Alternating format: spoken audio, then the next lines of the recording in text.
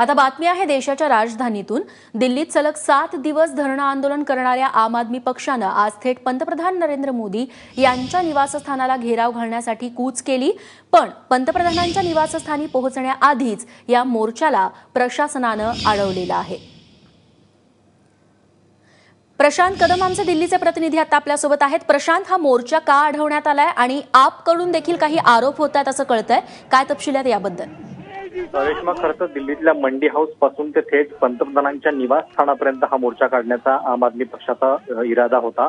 मात्र जसं दिल्लीतल्या या आधीच्या आंदोलनामध्ये देखील केलं जातं की संसद मार्ग हा जो परिसर आहे याच ठिकाणी हा मोर्चा जो आहे तो अडवण्यात आलेला आहे आणि तिथंच आता आपच्या सर्व नेत्यांनी ठिय्या मांडलेला आहे।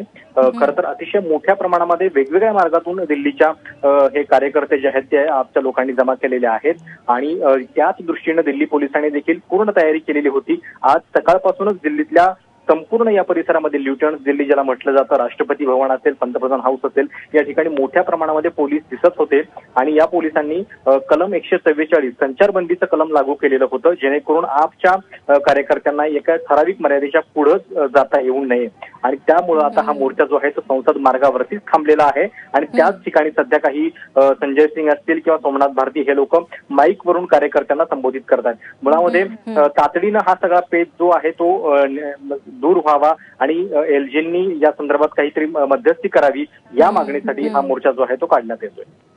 निश्चित प्रशांत, धन्यवाद तू दिलेल्या तपशिलांबद्दल।